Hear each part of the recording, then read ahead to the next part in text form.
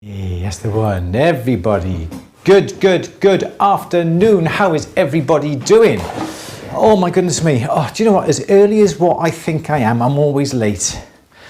I'll have that on my tombstone. Is that another? Think about that. Is that so? Okay, so everybody, good day. Louise, can you say a few words just so people can hear you? Yes, Please. I can. Wonderful. Can everybody hear? Make sure everybody can hear us. Can you all hear? Hear. Okay, we'll just wait for people to come on, wait for people to say, can hear you both, cool. Yes, so I just put a quick posting in some of the Facebook groups earlier to say about the question and answer, and I said they can come on a little bit early just to see what I've been doing today. Yeah, so it's been a busy day. Christmas is upon us. It's coming faster than what I really want it to come. Don't you think? It's coming a bit fast, isn't it? It's just really weird this year. Don't feel Christmassy. No. I did a little bit Saturday when we put the tree up and Father Christmas came around the village. Yeah, that was cool, wasn't it? Yeah. That was good. Yeah, so we went and cut the Christmas tree down. We went to a nice field. We obviously proper Christmas tree. Yeah, lovely big Christmas tree. Got that on top of the car. Slightly Christmassy. A few little carols and songs on the way home. Put the tree up. Had a cocktail or two, didn't we? And I'll come to something in a minute about that. Remind me about that. Okay. Yeah, we had a cocktail or two, and then Father Christmas came round on his sleigh. We were on the street going, "Hey, Father Christmas!" So it was really good. So yeah, but then back into work then, and it's not festive enough, is it? It's not. I don't know whether it's because it's this year, because obviously I'm in a new job now, and yes. In previous last 20 years, Christmas has been really different. Yes. Because nobody wants to come and see the dentist at Christmas time. They just want to be doing nice things. Yes. So it's a bit of a quiet time in that industry. And I thought it would be really super Christmassy now, but we just don't get time to enjoy it. It's insane. No, I never thought retail would be like this. I'd never have taken the job if I would expect me to work. But it is. This is what I think as I've always said, my Christmas sort of starts the moment I finish work on Christmas Eve. Then you can relax, and all the work is done, all the commissions are done. You know, everyone's got their presents and that, and then you can relax, and then Christmas starts. My Christmas is going to start about lunchtime on Christmas Eve when I'm in the Prosecco, whether I'm in work or not. I'm sure we'll have a bottle or two going on in work. So I'm not quite sure how all you feel about the way the world is at the moment. Do you feel Christmassy? Do you not feel Christmassy? Jill says we're having a white Christmas. Now that would be lush. I would love that. It would be nice. We had snow, was it? Saturday morning last week, snow, didn't we? A little bit of snow. The snow flurries were coming down, really big flakes, but it didn't stick. It was just too wet. And I think the last time we had snow was about 2 years 3 years ago. 3 years ago, was it? Yeah. We had a nice lot of snow. Shop got closed, obviously. The pipes froze to the washing machine. It was that cold. But it was good, wasn't it? Good then. Yeah. So let me know what you think. Is it Christmassy or not? Or is it too early to think of Christmas? Yeah. And also, another little thing to put in the chat is Christmas film, Die Hard. Die Hard, is it a Christmas film or not? We put it on Facebook yesterday about is it a Christmas film, and there's been some good film, so not good and bad, some pros, some for Die Hard and some against Die Hard. Just let us know what you think of Die Hard. Is it a Christmas film? Is it not? What else have we got to say? A little thank you to, do you have the paper underneath your laptop? Oh, Michael, yeah. To Michael, is it Michael Johansson. Michael Johansson. So Michael Johansson, very kindly, I think it was from America, very kindly sent us a little present, which I thought was really nice. Thank you very much, Michael, for that. Loved your 12-hour live stream. Looking forward to the next one, and the next one, and the next one. So we've got a few more to do. Total appreciation, I've included a gift. The gift is also an important message to the world. And it's this one, by here. It says, it's quite apt really, isn't it, Louise, this one? I'll put the overhead camera on, which is that one there. It says, save water, drink champagne. Now, what can you say to that? Yes, please. Apart from, absolutely. Yes, please. So thank you, Michael, for that. Really do appreciate it. You know, my wall's quite empty here. My wall is quite empty. We've got plenty of space over there. If any of you want to send us anything, we'll Can put I it. just point we'll out, put it up you and give bought you a the message. Genius one yourself. Oh, I did buy the warning. Genius at work. Obviously, that's I bought that. But anything you want to send, we'll happily sort of try and give you a bit of a shout out, put it on the wall and so forth. So I thought I'd just quickly show you a couple of things that I've been working on today in between everything else. Got a commission to make it by Wednesday. I've only just started it today, as usual. Oh, that's a funny close-up camera, Andrew. You haven't got your camera set up for this one. There we go. This is what I've been doing today. It's about a 7mm band, and it's supposed to look like three rings. Can we see? Is that focusing on that, Louise? Is that focusing? It is just about by there. So this is what I'm just slowly working on now. Nice 7mm wide band. I'm just cut down into 3 looking bands. And from that, I've got this nice big oval, like a citrine. I've got to put a bezel set on the top. I've got an opal. I've got a bezel set that, put that on the top, and then scatter some stones all the way around. So that's what this little guy looks like. See if I can get a close-up on that for you. There we go. So that's what that looks like. At the moment, it's pretty rough. Haven't polished it, haven't done anything, but as you can see, it looks like 3 bands all soldered together, but it's actually just one 7mm wide band. Again, it's all the client's own gold, something that I'm working on that I have to finish it tomorrow because the birthday's on Wednesday. Nothing like leaving it until the last minute. That's me, isn't it, Lou? You put yours on me, I couldn't be. That's all I did last week was naggy, wasn't it? Living on the edge. I think you're feeling sorry that you ever employed me now, aren't you? Andrew, have you done this? Look, it's in my head, Louise. It's done. It's in my head. I know I'm going to do it. Yes, I know I've got to get it. I know it will be done. So in addition to all that, what we've also been doing, we've got lots and lots of texture plates. Been loving texture plates recently. Been getting them from Oxford texture plates from Moira Connor. We've got some gorgeous texture plates from Moira. And we've been putting together some really simple, this is a no-brainer. We just simply got, I think this is about 15mm wide, let's go on the overhead. This is about 15mm wide strips of silver, 1mm thick. Nothing complicated about that. About 17 centimeters in length. We just simply put them through the rolling mill.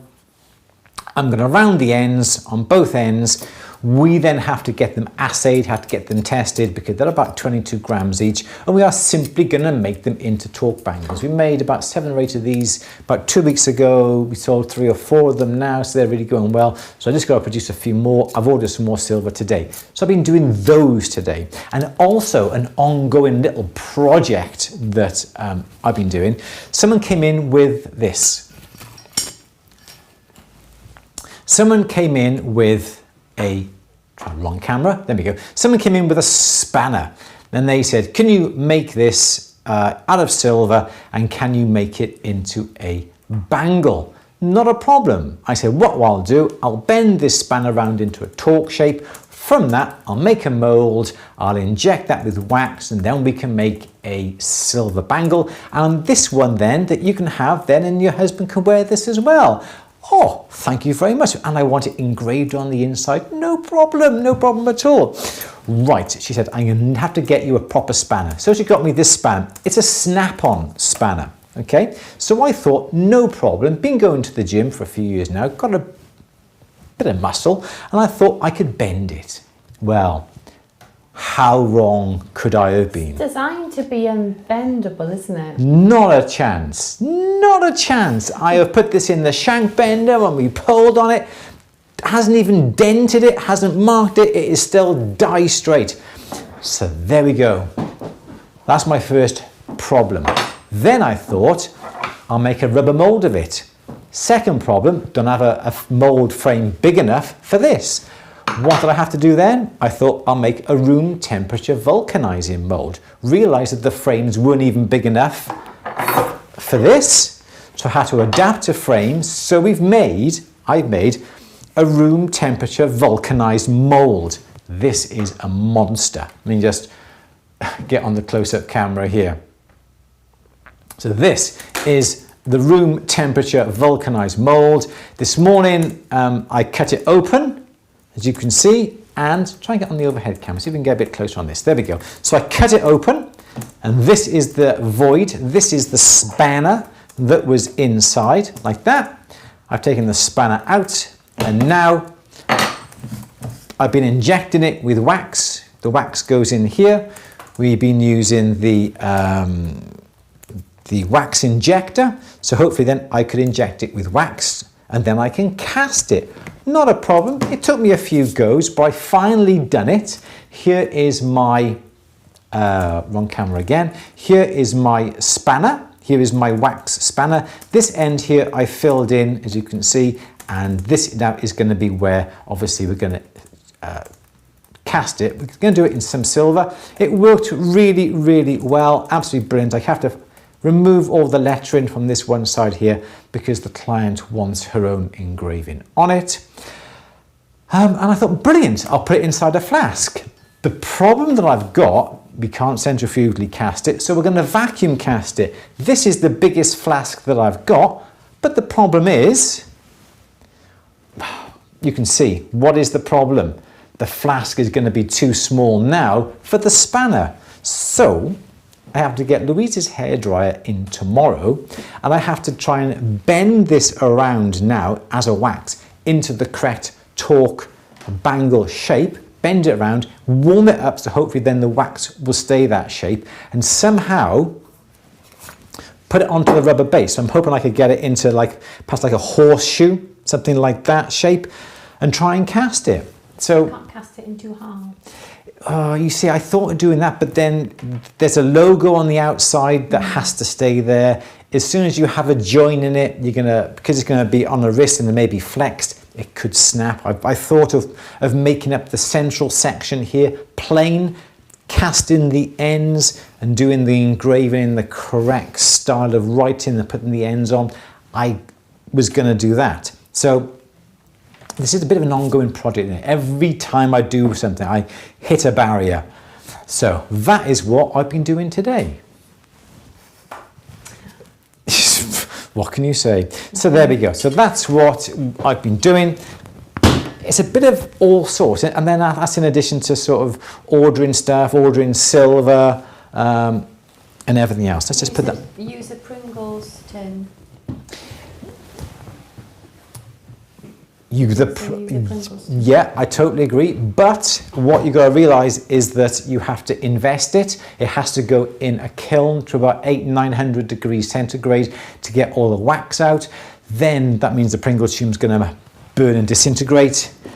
And the flask has to be held. You can't have loose investment. The investment has to be within a flask. You can't use, Louise said, well, why not use like a baked bean tin, put two baked bean tins, one on top of the other. It's not going to be strong enough to withstand the pressure or the temperature in the kiln to start off with, and then the pressure of casting. And that I'm going to vacuum cast.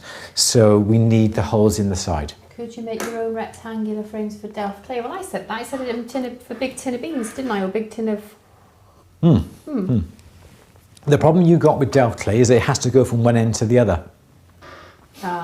So there is a chance that we could do it. We could do an upright frame like that, but the definition has to be absolutely spot on because the let's see the we should be doing the question and answer. I was going to say, yeah, question and answer with an audience, isn't it? It's like the So we've got this, and I'm just trying to replicate the logo, and it has to be spot on. Delft clay is great. You're going to have to do some filing. You have to do, and I'm just trying to do it this way to get the best surface possible. But yeah, we've been through all these sort of possibilities and technical difficulties and cast the ends, solder them on, that sort of thing. But I'm just trying to do it this way. So I'm just lazy in one respect. Less work, but I do like the intricacies in doing this. Well, it's like Jackass, isn't it? The last week with you and Jason trying to sort this bang guy out. Sort this bang guy, yeah. Absolutely. How about a ceramic drain pipe? It has to. Again, it has to fit in the kiln. So I don't think the kiln is going to be tall enough if we use our small little Paragon kiln. We got a special burnout kiln that I think we could use if need be. But it's just one little snag after another after another. Could you make the spanner by casting it in pewter to lower temperature and then bend and start with the bent shape to fit your containers? Yes, but then could you make the spanner by casting in pewter at a lower temperature? I'd have to then make a sand mold to cast the pewter. But every time you make from that spanner you make a pewter one, you lose a little bit of definition. From that pewter one then you make another mold, you're going to lose definition. And the whole idea is the engraving, the trade name, I shouldn't really be doing this. I shouldn't really be doing this, is it needs to be spot on. So that's the reason why. Should we do our question and answer, Louise? I was going to say, yeah, let's have some questions. It's 4:15. I do apologise, but just wanted to show you what's going on and what we're doing. It's not a nice, simple, everyday 9 to 5 job. Come in, do this, do that, and the other. There's always things we've got to do. Hinge in the centre can't be hinged. By Romy, I do have a fridge-sized kiln. I have a big special, an actual burnout kiln that's designed just for burnouts, and I've got one of them. Yes, so that isn't too bad. Get a silicone that works with low melting pewter. I could do, that's a room temperature vulcanized, so perhaps I could put pewter in it, but again, it's the definition that I'm going to be losing from making from one to another to another. How about a flex PMC one? No. Wouldn't You don't work. like PMC? I don't like PMC. It wouldn't really work, unfortunately. Sorry, Louise, you're looking a bit bored there. I'm just going to nod off, actually. I'll go home, yeah.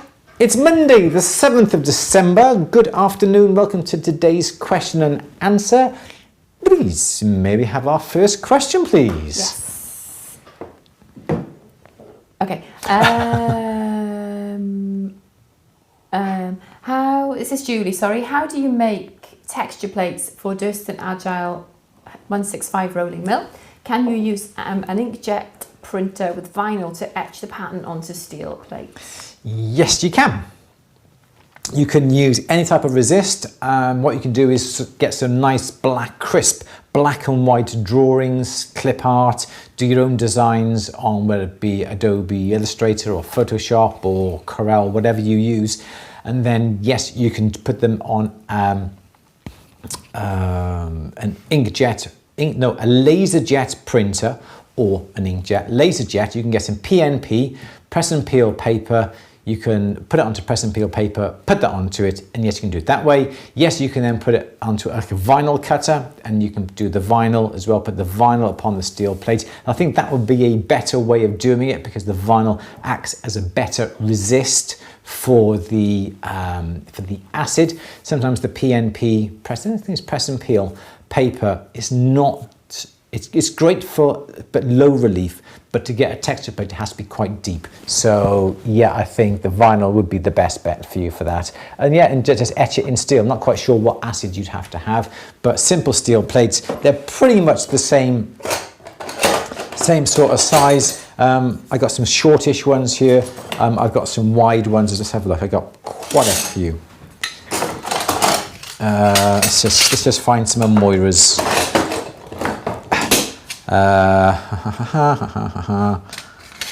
I can't even see Louise. Moira's, there we go. There's a gorgeous like a mandala one. Mandala from Moira. Really, really nice. Moira has just started up doing the Oxford texture plates. Really, really cool plates. Gorgeous, gorgeous design on this. We've done a little torque bangle, as you can see. There's the look from the silver. Yeah, and you can make texture plates. They do have to be the one width. You can't have them any wider than the flat that is on the rolling mill. So don't try and do it wider. And that is in the region of, if I had my ruler, I would tell you what, there it is there. This one is in the region of 60 millimeters by 180 millimeters. That's that size there. But yes, you can make your own plates, not a problem. That's it, yeah. Next, please. Next, please. Next question, please, Louise. Charles is asking, what is the formula for figuring out the length of strip for an oval stone for a bezel setting? Okay, so what you want to do is to work out the radius, the average. So for argument's sake, back left from last week. Let's take that off.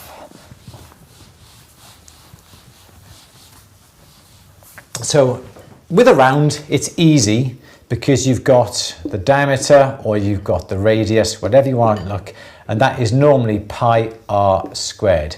So that's 3.142 times the radius squared. That's how you find a circle, a round circle. But you haven't got a circle, you've got an oval.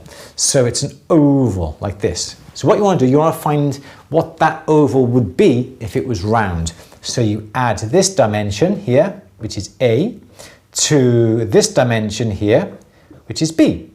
Okay, so A plus B equals C. So say this is a 10 by 8. Yep, you've got 10 plus 8 equals 18. Then you divide that 18 by 2, which equals 9. Okay, so that now is your nums. That is your diameter. Okay, so from that 9, you divide that by 2, which equals 4.5. I think I'm doing this right. Am I doing this right? 10, so that should be 10. So let's see. So yeah, so 3.142 times the radius squared. Is that right? Pi r squared, pi d. Pi d, pi. 3.142 times the diameter. I do apologise. That's the area. Ignore that. See, I'm just getting carried away with myself. So ignore all that, everybody. There we go. So it's pi d. 3.142 times the diameter. Some people will add the thickness of the metal as well on top of that. So that would be 9. So that would be 9. So that would be 3.142 times that, in this case, by 9. Or 9 plus your thickness of your metal. 0.5 millimetre thick, that would be 9.5 then. So that then would be the answer to whatever that equation would be. So 3 9 is 27, 27, 27, 28, 20, nearly 29-ish.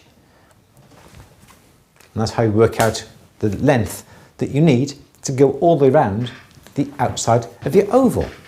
It's pi d, not pi r squared. You should tell me, Louise, pi r squared. It's the area. Sorry. Okay, next question then, please, Louise. Okay, Mike is asking, can I use brass fittings to cast with or making sheet or wire? Also, same thing for copper tubing. As in making him using the tubing. With brass fittings to cast with or make sheet or wire. So if you want to make sheet or wire from brass, yeah, I think that's what orders brass Mike. Fittings to cast with. To cast or make with. Sheet or wire. Also, same thing for copper tubing. So as in melting the brass, melting the copper, yes, you can. You can use that to cast with, by all means. Or do you mean using those to impress into the sand and then casting those fittings in silver? Excuse me, whichever way, yes, you can do either way. So I've never tried casting with copper, never tried casting with brass either. So I think you'd have to have brand new crucibles if you were doing that, and obviously then have something like an oxygen and propane torch as well, just so you can, I've got my fob on, just so you get the heat that is needed to cast in brass and in copper. Maybe have our next question. It is, thank you, Amco, yes, pi d, yes. I realised afterwards because it wasn't working out in my head. Next question then, please. Okay, Lisa is saying, I've been making hammered silver chemically bonded bales for cabs and tumbled stones. Any suggestions on the best glue, the best glue? The best glue, the best... Best, I don't know. The best... Chemically bonded bales. Making hammered silver. I've never heard of chemically bonded bales. I've been making hammered silver chemically bonded bales for cabs and tumbled stones. Any suggestions on the best? Glue? Glue. glue. I don't know if that's a typo. I don't know. I really don't know. I've never heard of chemically bonded. Glue. Sorry. The best glue. The best glue? If you're gluing, I'd have something like a 2-part epoxy resin, 2-part, like a 5-minute, 10-minute, but an epoxy resin would be fine. I think that's what you mean. Yeah, epoxy resin, 2-part, equal parts of each. Don't try and mix very small amounts, because if you get it slightly off and don't get equal amounts, it's going to be, it's not going to set. So I would always try and put down at least perhaps half an inch at a time, a centimetre, then you're going to get the proportions pretty much spot on, because you have to have 50-50 of each. Put them together, mix them up well, you've got like a 5 or 10 minute set, then you can put it up on the piece and then do it that way. But yeah, 2-part epoxy resin. Maybe have next question, please, Louise. Yes, Mike is working on a coin ring, making it from sterling. I plan on using 10k flat wire for prongs. My wire prong is 0.71 mil. Is that too thin? Also, do I need to put a 10k hallmark on the ring shank? You can't put a 10k hallmark if it's out of silver. Yeah, was that what he's saying? That's yeah? what it says. So I think you won't be able to put a 10 carat stamp on it, because you should obviously, the main part of the piece is going to be silver, so you'd have to put a silver. I don't think you could put 10k stamp on it. Personally, I don't think you can. I don't think you can do that, because then you're implying that the whole thing is going to be 10 carat, but it's not. The majority of it's going to be silver. What size stone? Is it a stone? What size? Coin ring. Coin ring. So I guess you put in claws. 10k flat wire for prongs. You're making it out of silver?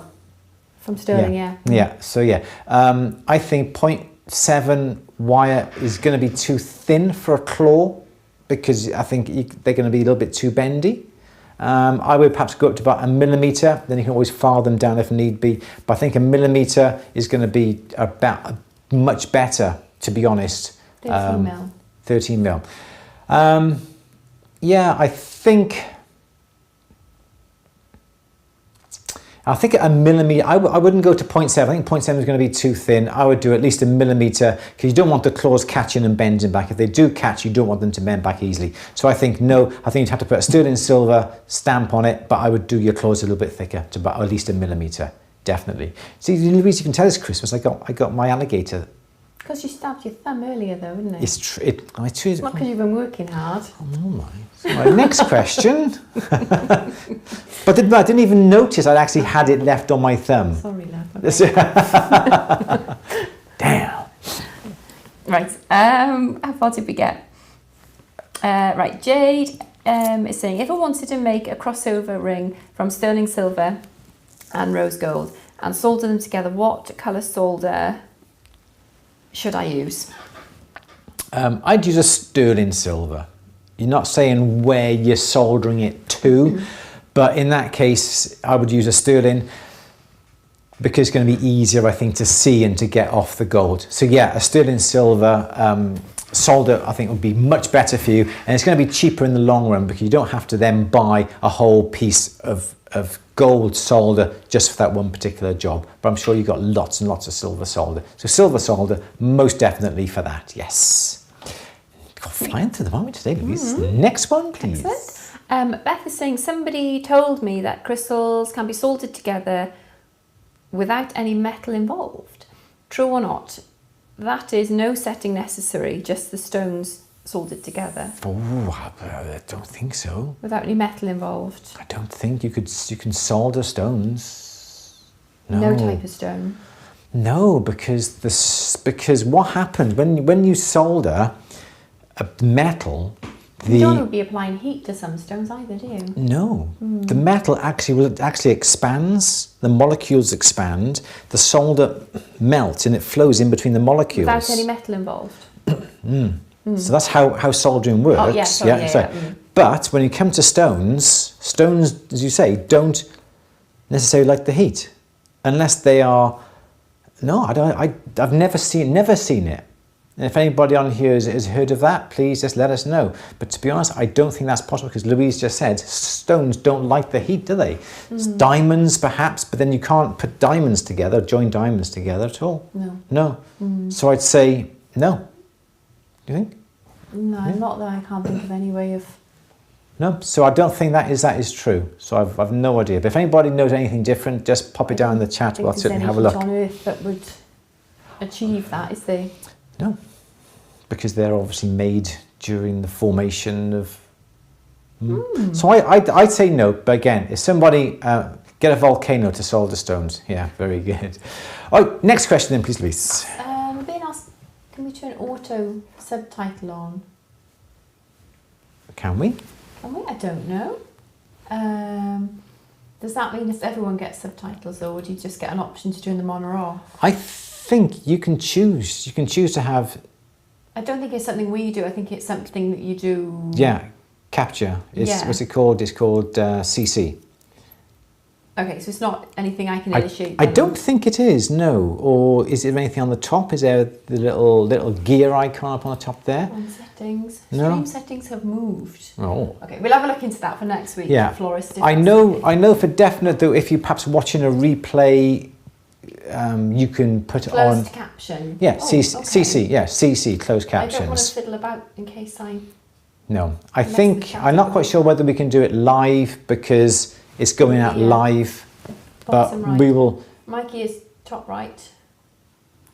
Everyone's going to be different, aren't they? I think everyone's going to be able to look on there. We will look into it though, and I know I talk a little bit fast, so I'll try Have a look on your laptop there, Louise. Can you put CC? It's usually on the bottom of the actual screen, bottom right hand corner.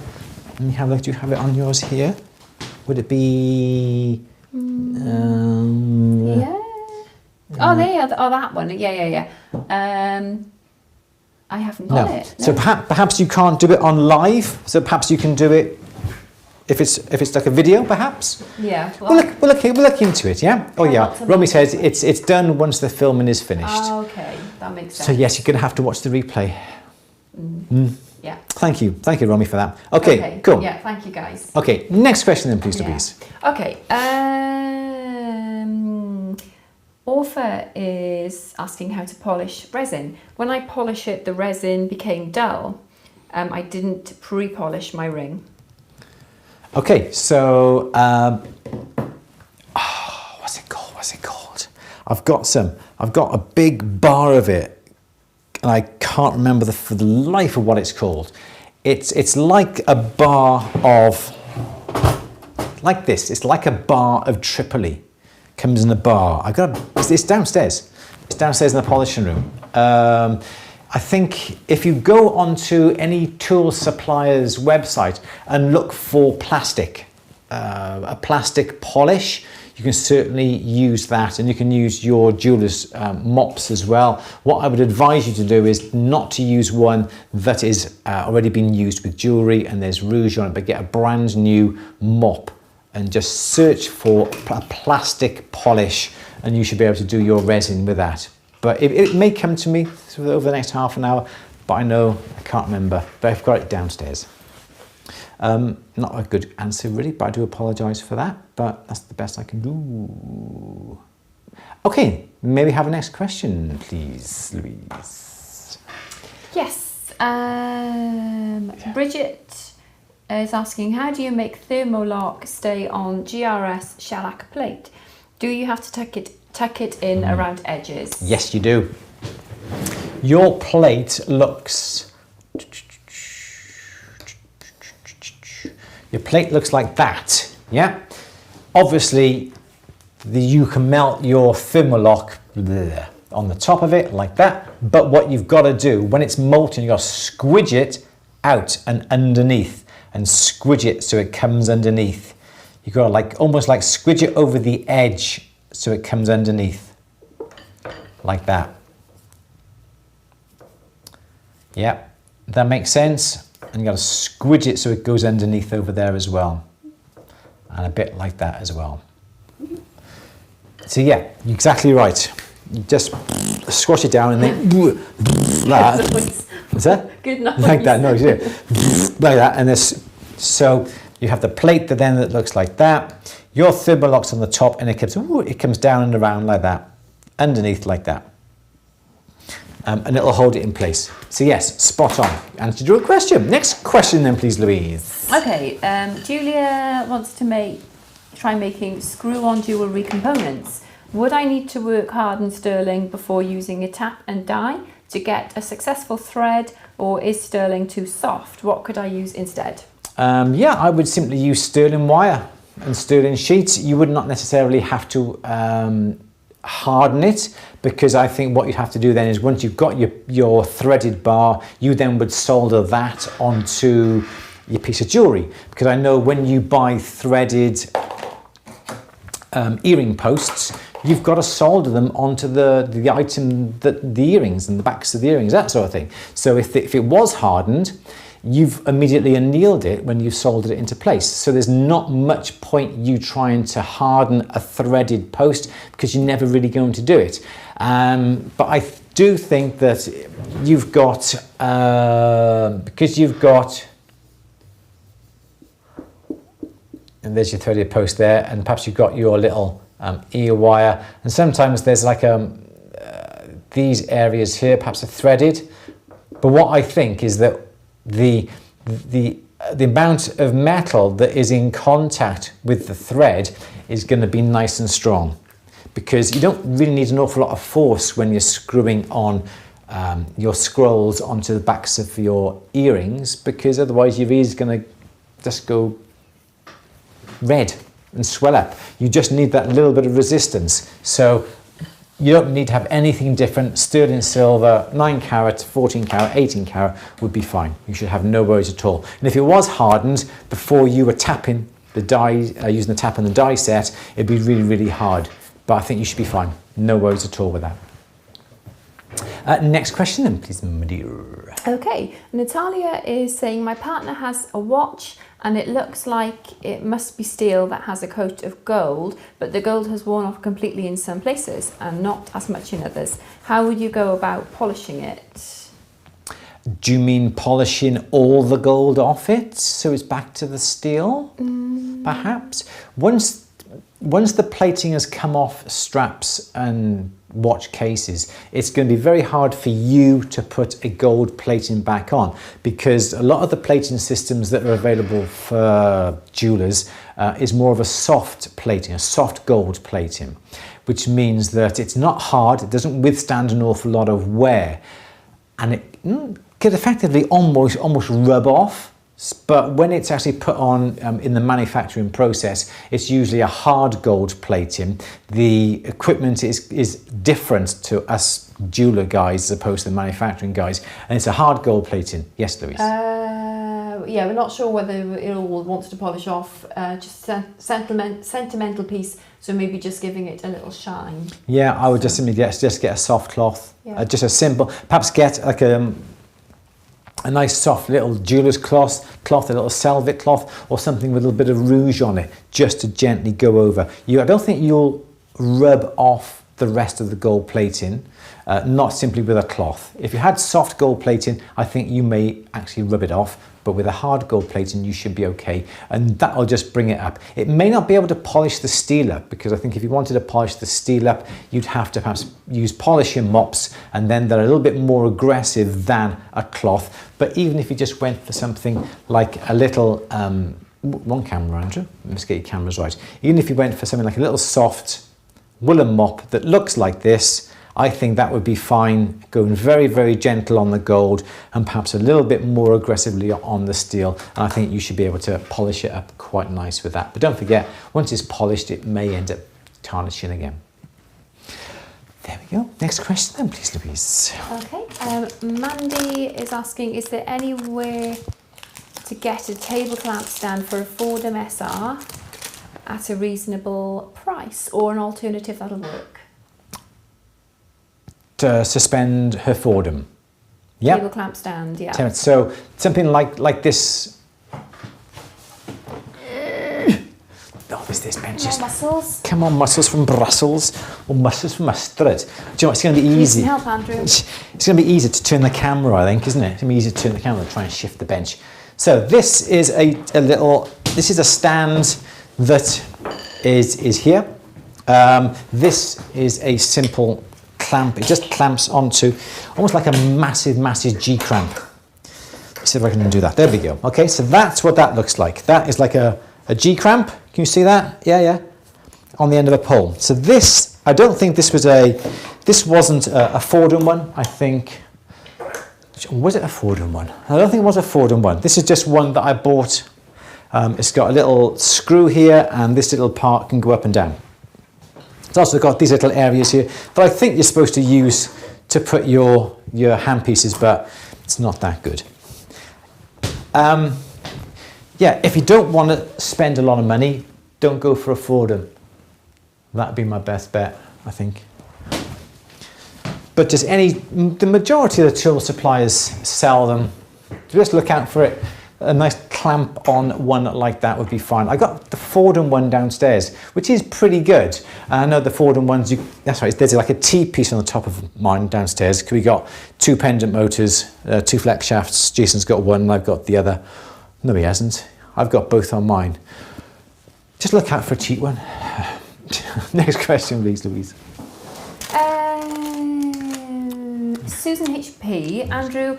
Ooh, what are you throwing at me? That was just sweet, sorry. It's been on the floor.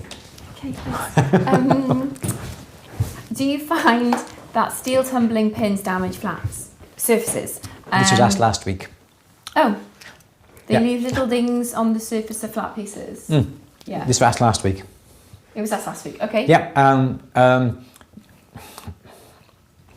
Yes, I would not necessarily put the steel pins in if you're primarily doing flat surfaces, but curved surfaces I think should be fine with the steel pins. But yeah, don't put them in if it's perfectly flat. If you've got rounded surfaces that are smooth, I think the pins would be fine. But if you're unsure, take the pins out or sort them out, or just put in like satellites and shot, which would be fine. Absolutely. Next question, please, Louise. Joe was asking about air diamonds. Have you heard of air diamonds? Air diamonds? No. We'll have a look at that later, shall we? We'll research yeah. that. Okay. Kat is asking, when buying burrs, what is the best value? I.e. carbon steel, tungsten carbide, high-speed steel, etc. I think buy a brand. Buy something like, my camera's all over the place now. I would buy, myself, I would always buy Birch burrs. Is that right, or is it that way a bit? There we go. That way? Yeah, I always buy Birch burrs. You can buy carbide. You can buy carbide drill bits now. They do tend to be a lot more expensive. I'm a little bit lazy with my burrs. I do use them for like other things that really they are not supposed to be used for. There you go, Lou, have a ring. Oh, thank you.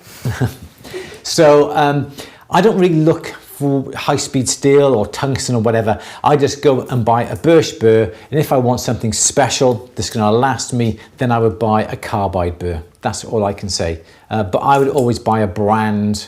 Definitely buy a branded burr, not an unbranded. If you buy a branded burr, you can always guarantee the quality of that is going to be exactly right. Louise, next question, please. Eating again, Louise? Eating in class? No. Mandy is asking, is it safe to sand titanium with a flex shaft, or can the heat generated cause the titanium dust to spark? Oh, wow. I've never tried that. Never tried it.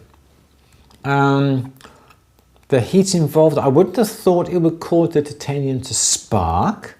Perhaps the heat would start to colour the metal, perhaps.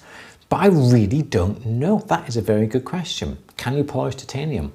There's a guy in the UK, the company's called Geti, G-E-T-I. They're in Hilton Street in Birmingham. Look him up on the internet. He runs the Guild of Jewellery Designers on Facebook. Check them out. You can ask him questions. He's the expert when it comes to titanium, because he does loads of titanium rings. He does etching on titanium as well. So he'd be the guy to ask, most definitely. That was nice, wasn't it? Next question. Joseph is asking, is it possible to print a pattern onto silver gold sheet using a laser engraver?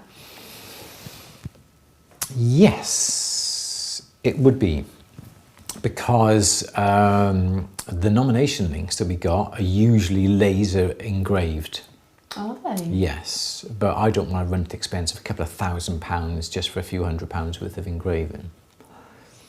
Yeah, it depends how much engraving you're doing, really, doesn't it? Yeah, but yes, you can. You can engrave. It's not really an etch. It's more of an engraving a pattern upon your silver and gold.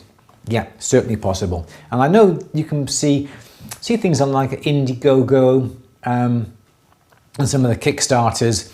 They have these little lasers that shoots the beams across, and they show people putting pictures on their iPads and that sort of thing. How good they work, I really don't know. But yes, it certainly is possible, yes. Next question, please. Okay, we're going to have Juan's question now. When making silver solder, how do you get the solder to colour match that of silver? My solder has a slight shade of light yellow to it. Do I add more silver or zinc? Your silver solder should always try and be to match your silver. So if you, and they also have to have different properties as well. So if you add more silver, I don't know what the actual alloys are when it comes to alloying, but if it's a slight yellow, I think the softer the solder, the solder that melts at a slightly lower temperature is never going to be a good colour match to a piece of hard solder, because hard solder is going to have more silver in it than other metals, and it would be the other metals that would perhaps colour that silver. So if you want to add zinc to it, is that going to alter the melting properties of the solder? Or if you add silver to it, is that going to alter the melting properties as well? I don't know. But if you have followed the instructions or followed the alloys that are published out there, I see no reason why you would have a discoloration. But the harder the solder, the better the colour match to the parent metal, because there's going to be more silver in it. And Kate is right. Kate Xiao just came on, said Getty titanium. Yes. There we go. Okay. The Kickstarter laser engravers I've seen are totally bogus. They look good, don't they, in their presentations, but you know, £100 laser, is that going to produce a reasonable? No, I don't think it is, to be honest. Okay, next question then, please, Louise. Okay, what is the best way to get the rim of a flat ring band nice and smooth? The rim, just rub it on a piece of emery paper. If you have a sheet of emery paper like that, and you have the edge of your ring, just simply do that, and that'll make it nice and flat. Or what you should do really is a figure of 8 motion. This is extremely rough paper, but a figure of 8 motion that does that. That is your best way to get the edge of the ring nicely finished, nicely flat. A coarse paper, then go on to 600 grit, then you can start then to polish it. No worries at all. There we go. So a lot of people talking about the laser engravers. How about Die Hard? Christmas film or not? Let me know. Can I just say, yes. like I do, lasers are not powerful enough to engrave anything. They do not come with a safety enclosure, making them extremely dangerous and probably illegal to sell. So yeah, that's a really good point. Yeah. Yeah. So absolutely, if you're going to buy a laser engraver, get it from a reputable company. Absolutely. Not from your eyes. Not a £100 laser engraver from someone else, because you say, yeah, absolutely. There we go. So if you need a diode-driven YAG laser, I thought that as well, Steve. Yeah, I was just thinking exactly the same thing. Next question, please, Louise. You were asking a question about Die Hard is a Christmas film, yeah. I know. I'm just asking the people out there. Is it? Next question. Okay. There's no debate to be had, really, is there? Well, no, there is no. Okay. Kirstine is asking, I've just upgraded to a Seaver torch with jeweler's tip. Yep. When I turn the torch off on the handle, the flame stays on for about 4 or 5 seconds. Is this normal? Yes, it is. It's just burning off the excess gas. Great. Okay. Next question, please, Louise. Okay, Sandra is asking, when piercing intricate designs using a paper template, what do you use to stick the paper down? I see some pull up a pencil design with tape. Does sawing through tape gum up the blade? Yeah, so some people use a double-sided tape. I have started using a little double-sided tape myself. Wherever it is, I don't know where it is now. So yeah, I tried some double-sided. It is the best way to keep your paper stuck onto that metal. I do agree with you, because as you're sawing through the tacky glue. It does gum the blade up. And I also find that when you're sawing, the metal sticks to the blade, and I don't personally like it. What a lot of people will do is get something like a white paint, like Tipex or some white emulsion, and put it over on the metal, and then perhaps put a sheet of carbon paper over that, and then you design on top, and then get a pencil or a ballpoint pen and transfer the design from the ballpoint pen, drawing it over it, through the carbon paper, onto the metal itself, and then you don't have to worry about anything lifting up. What I sometimes use is PVA glue, but the PVA glue, because the metal is really smooth, the PVA glue will actually not stick very well, and it will lift. So don't forget, you're always cutting on the downward stroke, so in theory it's always pulling the paper down onto the piece, but as you come back up, it will lift the paper a little bit. So double-sided is the best for keeping it down, but it does gum up the blade. Super glue is also quite good, but again, another one that I often use is Evo Stick, the contact adhesive, and that is pretty good. I think next to double-sided tape, the contact adhesive, because that does set and that does go off, that would be your next best bet. Super glue would probably knacker out your blades, wouldn't it? Because you're something else that you're sawing through. Because super glue is hard. It's so hard, isn't it? Yeah. It's hard. So I don't know whether that would affect the blade, but it is hard. Any flex in the metal and the super glue will crack, and the super glue will actually come off the piece. Because the metal is really smooth and the glue does not have anything to sort of get a key onto. But contact adhesive, Evo Stick, something like that would be ideal. Yes. Yes, Louise. Amco has mentioned about laser safety glasses as well. I get from a reputable dealer, and for the right wavelength. So I'm guessing then they are different depending on wavelength. And so they need to be appropriate for the machine that you've got. Which I didn't know. Did you know? No, I didn't know that at all. We use any old laser glasses. They have to be specifically made for the wavelength for the laser that you actually got. Yeah. Wow, very good. Excellent. Next question then, please, Louise. Okay. Can you solder gold-plated sterling silver? No. Okay. Because the heat will burn off the gold plate, and then also when you put it into the acid, the gold plate may come off. When you go to polish it, the gold plate will come off. So no, always solder first and then gold plate afterwards, definitely. And if you want to then stop the gold plate going on other parts of the piece, use something like nail varnish as a resist. Some lacquermit would also be another type of resist to stop the gold plating being plated on the parts that you want to keep it nice and silvery. Next question, please, Louise. Okay. Andreas is asking, what is the best way to make thin silver wire hard after formed? If you keep pulling it through a draw plate to the size that you want, don't anneal it for like 3 or 4 holes beforehand. So say you're coming down to say 0.5 millimeter and you're down to about 0.8 of a millimeter. From then onwards, perhaps don't anneal it, keep pulling it through, and the drawing action then will harden the wire. So don't anneal it beforehand. Make sure then the last pull is the correct diameter, and make sure that's being pulled through 2 or 3 times so that wire is absolutely as hard as possible. You will find, because the metal is so hard, it won't be soft enough for the jaws to grab onto, to pull through. So what you may need to do is just to anneal the ends slightly to allow that when the jaws, the draw tongs come on, it'll bite into the metal and it'll hold on to it. Then you should be able to pull it through. Once you've pulled it through and you've annealed it, really hard to get it hard again, your best bet is to put it onto the edge of a bench block and burnish over if it's a wire. Something like that is really good. Also, putting it into a vise and then holding on to the end and just pulling the wire, and the wire will go, oh, and as it goes, oh, like that. Does it do that? It'll go, oh, it'll stretch. It'll stretch a fraction. It'll stretch a fraction. Look, I'm full of sound effects today.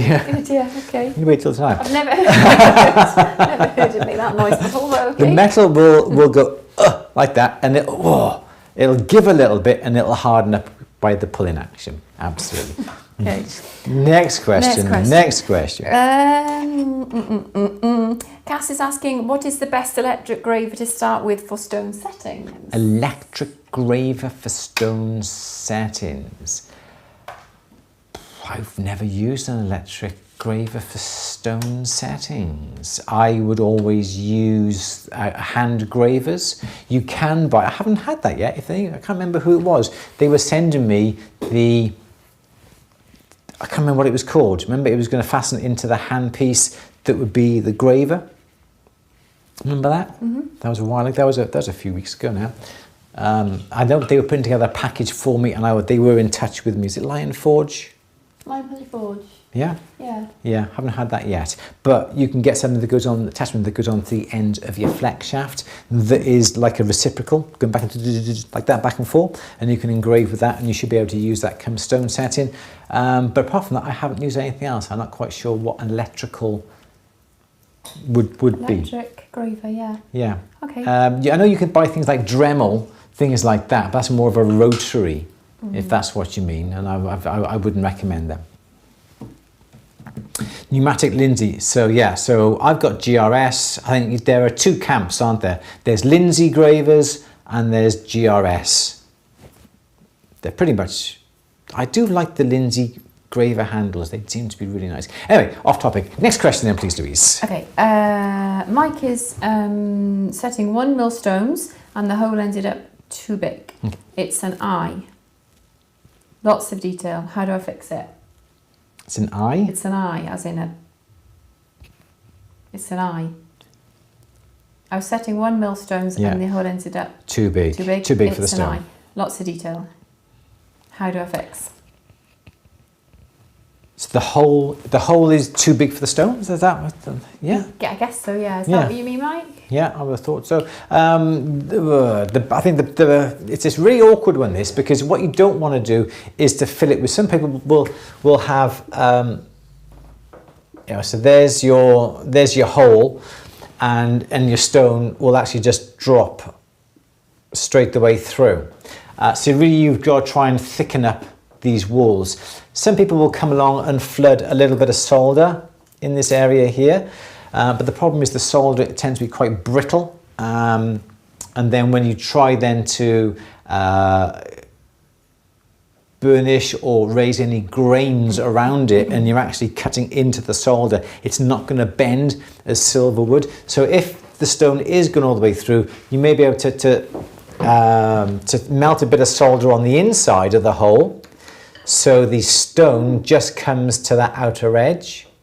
At least then there is some metal, that's solder, that you then can come along and just make your little seat into the solder, so the stone will go in. And if the stone is the right size, and the stone is 1 millimeter, and you can just narrow the hole with a bit of solder, you should be okay.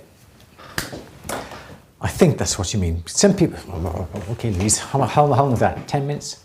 10 minutes? No, 5 minutes. 5 minutes to go, 10 minutes to go. What have I got? 5 o'clock. Yeah. That's the bit.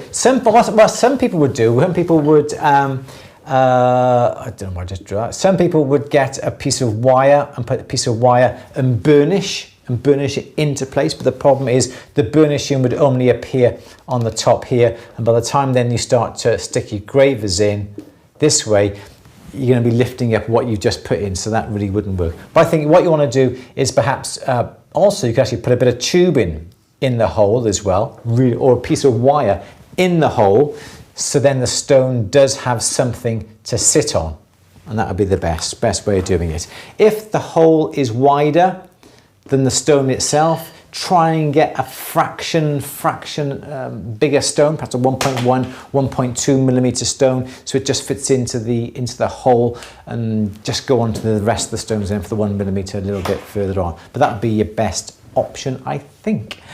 Next question, please, Louise. Okay, Kenneth is saying, I always have great difficulty in stamping D-shaped ring shanks with my sponsor's mark. Is there an easy way to do this? There is no easy way of doing it, but there is a piece of equipment that you can buy, and it's a little block like that, and in the block there are little rectangular, almost like that. They are, does that make sense? They're like grooves. Okay, so the side profile, they would be that sort of shape. Okay, does that make sense? So the ring then would fit in. Oh my gosh, that's terrible. The ring would fit in to that little area. That was the board, not me. I'm still not doing those sound effects. The ring would, that's a terrible, do you know, I can't even draw today. That's absolutely awful. That's the wrong way around. Actually go that way. There we go, that's better. That looks a bit better. So the ring, the curvature of the ring would fit into that little area like that. So the ring is in contact. Then usually for rings, you should have a swan neck stamp. So the swan neck stamp would look like that. Okay, so that's the swan neck stamp. So then this is your maker's mark down here, because then the ring then would be in this position here. Yeah, does that make sense? So the swan neck comes around the outside, and that, oh bless you, Louise. Oh bless you. So that's how that would look. And this is the inside of the ring. So you'd have your ring like that. The swan neck would come down around like that, come around the ring like that. I hope you can actually understand. This is a terrible. Yeah, and there's your punch coming in down here. So then you'd punch around the outside like that. If you're trying to punch it in it straight, you haven't got a hope in hell's chance, because your punch is coming down. You're trying to punch a flat here, but the ring has to be at an angle that way, because the punch has to clear the side of the ring, and you're not going to get. So swan neck for rings, or punch your mark on it when it is flat before you've made it up into a ring. But swan neck punch is what you need, and this little block which will support the bottom of the ring like that, and you would get a really good punch. Next question, please, Louise. Do we have a couple more, please? Okay. I know we started a little bit late. We were talking about my spanner, but let's have a couple more. Okay. Natalia is saying, I cannot for the life of me get the ends of a twisted wire ring to meet up to solder properly. I've tried everything. So if you're making it wire, keep twisting it and twist it to where you need to twist it to. So you have a set length. Say, for argument's sake, it's 58 millimeters. Why I just came up with that, I have no idea. So here's your twisted wire. Okay, here. So what you want to do is try and get your 58 millimeters to come exactly, perhaps between each and every twist. Okay, so that just worked out quite nice for me. If you're twisting it, okay, and your twists are a little bit bigger, okay, so that's where you want to cut. And if you want to cut here, they're too long. Keep twisting the wire a little bit tighter, and as you twist it tighter, that edge and this edge will come a little bit nearer together until you get exactly 58 millimeters. And always cut perhaps between a twist like that, or cut on the top of a twist like that. But adjust your twisting to accommodate the length, and that would be your best bet. Is that what you mean? Is that what you mean? Joining it up so that the twists. Yeah, the twist look right, yeah.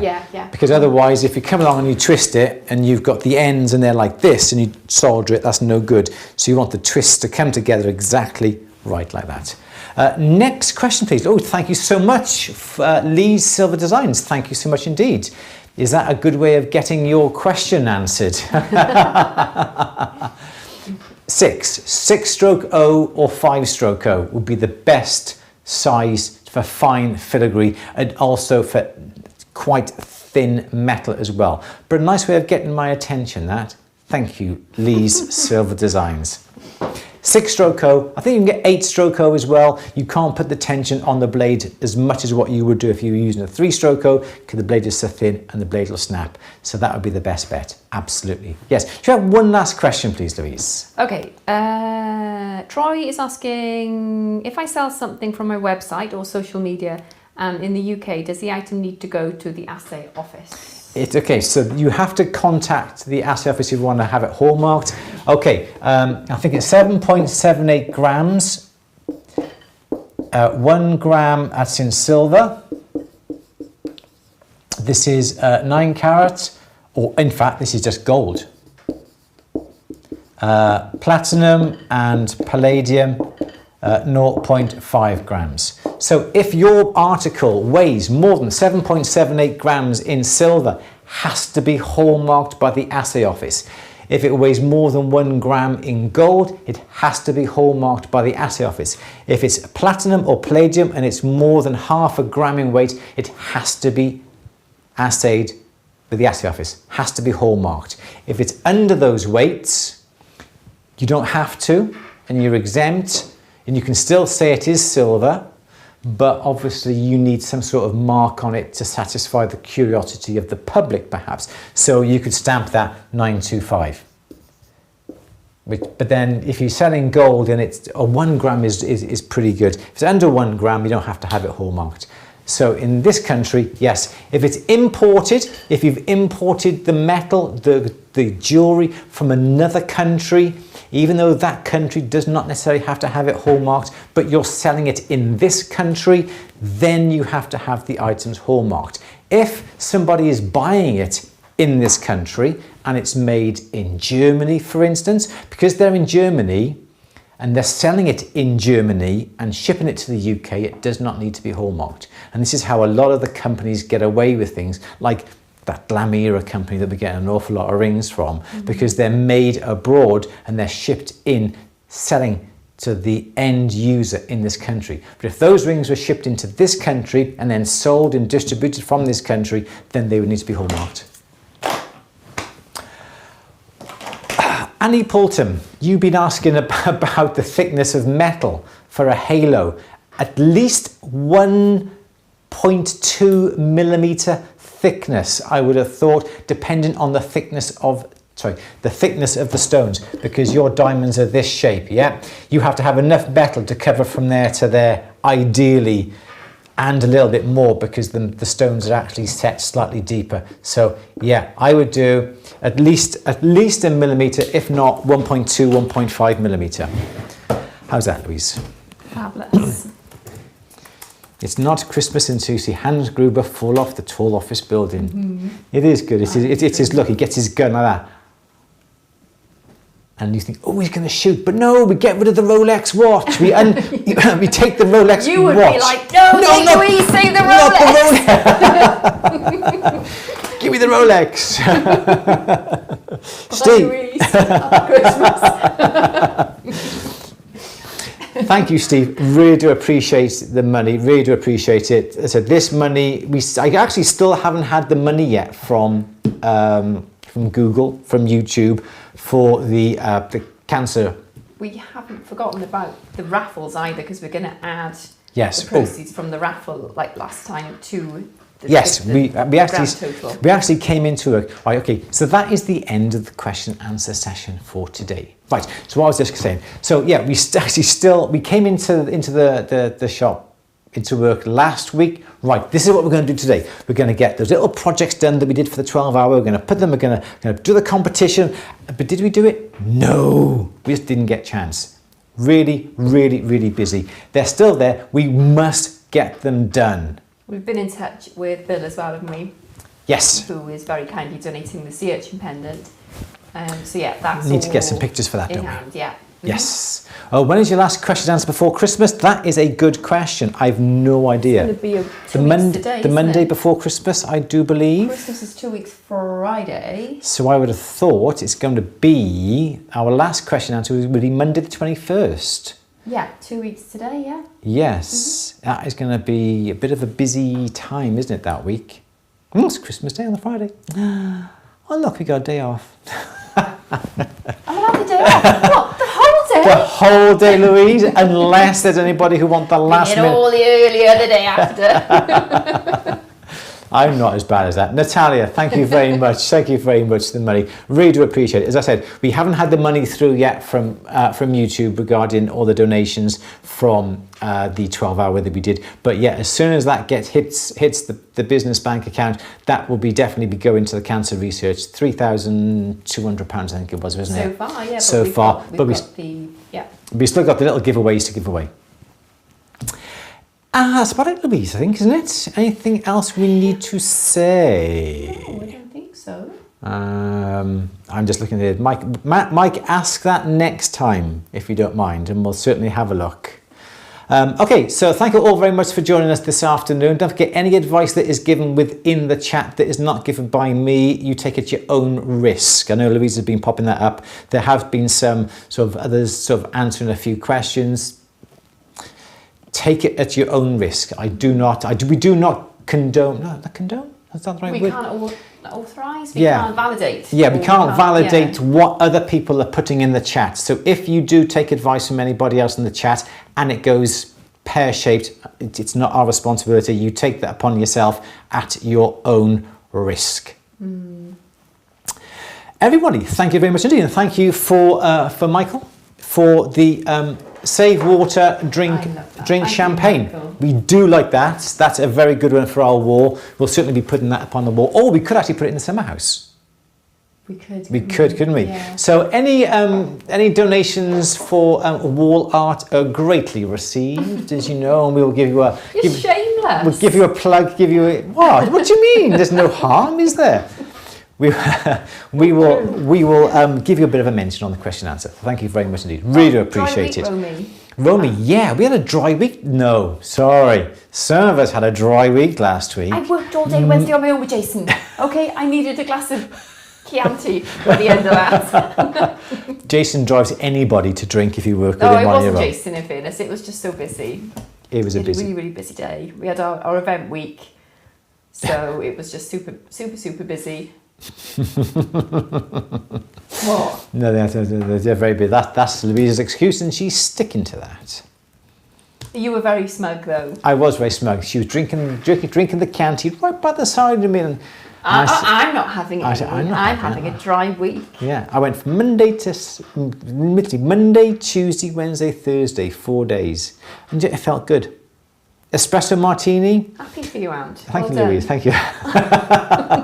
We did have a couple of martinis on the weekend putting our tree up. Yeah. We did enjoy that. We had a couple of, you had a dirty martini, I had a normal martini, then we had an elderflower martini then, didn't we? Very nice indeed. Very nice. Right. We're going to go. Is that Dean Martin? Or Dave Martin? I thought it was Dean Martin. I didn't know he was a jeweller. Hello from India. India, hello. Thank you all for joining us this afternoon. It's been fun again, as usual. Thank you very much for everyone coming on.